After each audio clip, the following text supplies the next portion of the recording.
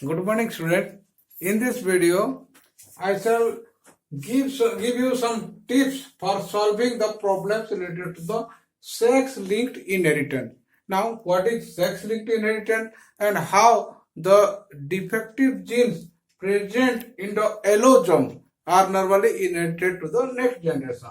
Normally, in case of sex-linked inheritance, here the disorder is allosomal.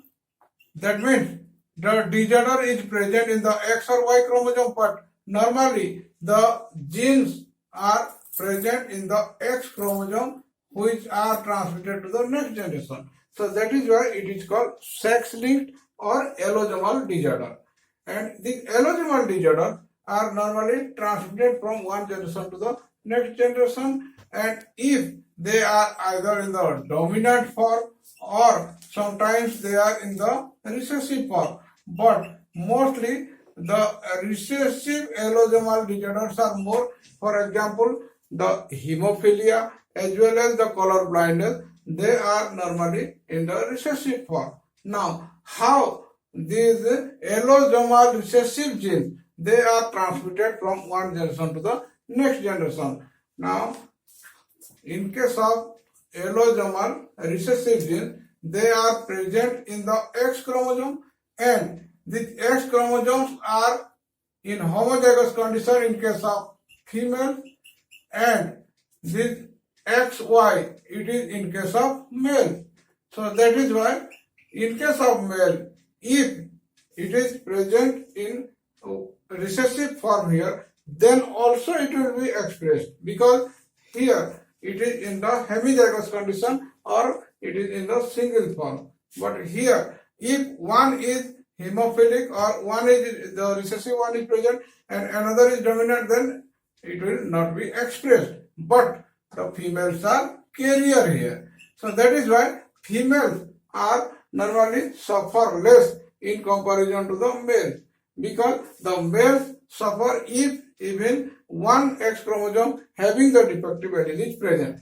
But in case of female, what happens? If both the X having the defective gene are present, then only it will suffer. So that is why the human females are rarely hemophilic, because the homozygous recessive condition occurs rarely, because if mother is carrier and the father is hemophilic, then only the female will or female child will suffer. Now, how do these hemophilic patients they suffer? Now, look at here. Suppose the gene which is responsible for hemophilia in case of human being, it is suppose XH gene, and the normal chromosome, that is the X chromosome and X gene is present here, and this is the normal gene and this is the hemophilic gene.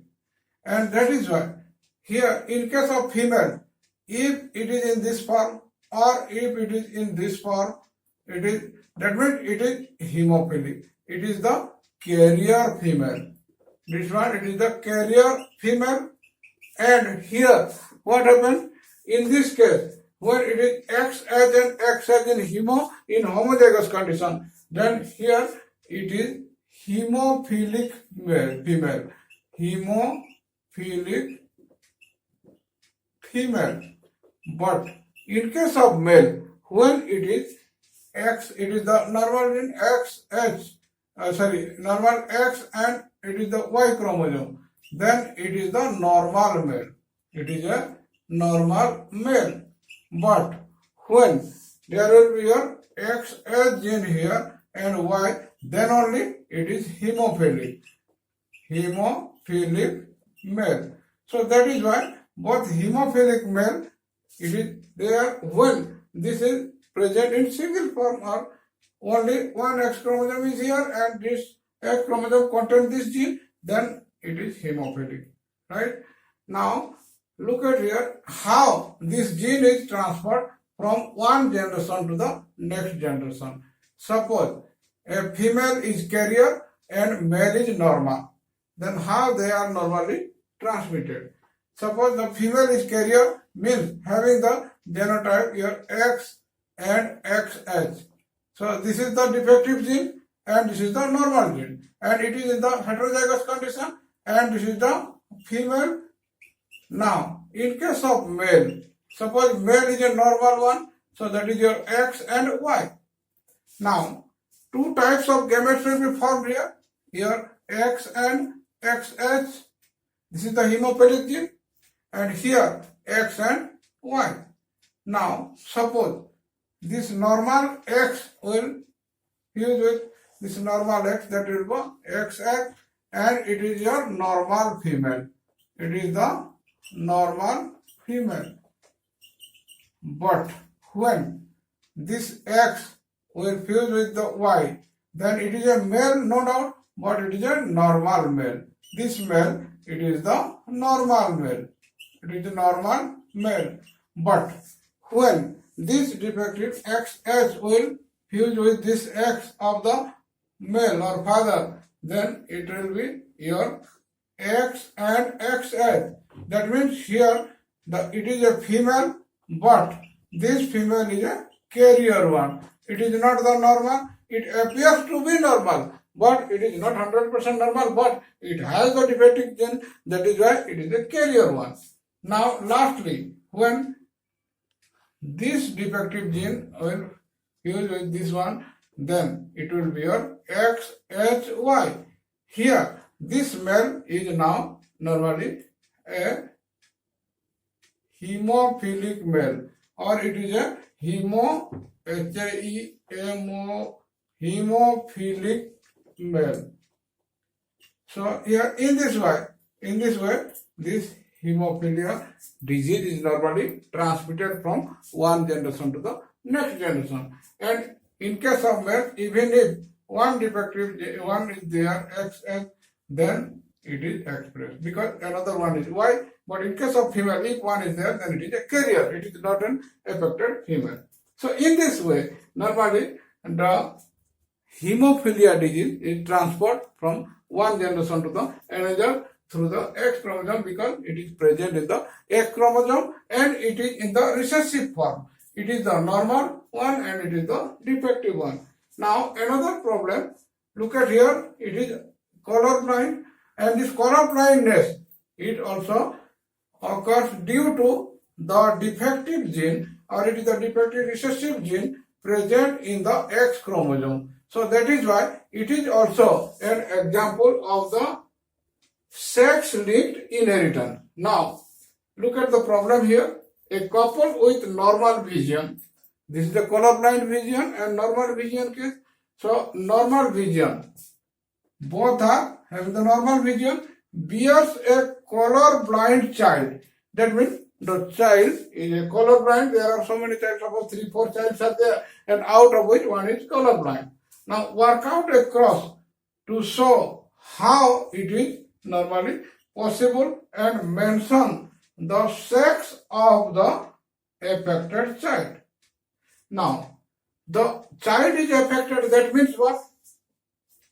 If it is a female child or it is a male child, but father, a couple with normal vision, that means if it is the couple, suppose female and male, the female one, and that is your XY, but if the child, one of the child is colorblind, then if it is a female, then it must be having one defective gene here and another must be, the male must be defective or male must be affected or colorblind. Here male is normal, so here it is the male and male is normal. That means the genotype must be this type. But when the child is having the colorblind defect, that means here one colorblind gene must be here. So that is why, suppose the colorblind gene, we can take XC, so XC must be here. Then only one child in the next generation will be affected. Now here it must be in heterozygous condition, female must be a carrier one. Now look at the gamete, two type of gametes are here. Suppose this is X and XC, it is the X normal gene is there and XC is colorblind. Now here both are normal. It is X and Y. Now suppose this X female gamete fuses with this one, then it is your XX, it is normal. Then when it is like this, it is XY, and look at here, X and XC, X and XC, and here XC and Y, XC and Y. Now, this is no doubt a female, but this female, it completely pure normal homozygous normal condition, it is a normal. Now here it is a male one, but this male is also normal. But what happens here? Suppose one is the normal gene, another is the defective gene or colorblind gene. That is why it is a female, no doubt. It is a female one, but this female is having one recessive colorblind gene. So that is why it will not be expressed here, but it is a carrier. Female is a carrier one, and this one is a male individual, and this male individual, it has only one defective gene here or recessive form, but as one X chromosome is here, so that is why even if it is in the recessive form, it is normally expressed here. So that is why this male is the colorblind. So the sex of this male or the sex of the child having this colorblind, mention the sex of the affected child. Now this affected child, it is a male child, and normally in case of sex-linked inheritance, here the males are mostly affected and the females are rarely affected. So that is why in this way the sex-linked inheritance, that means the defects or the diseases or the problems which are related to the sex chromosome like your X chromosome, they are inherited in this way. So that is why I hope this video is useful for you, and if it is really useful for you, then please like it and subscribe for further videos. Thank you very much.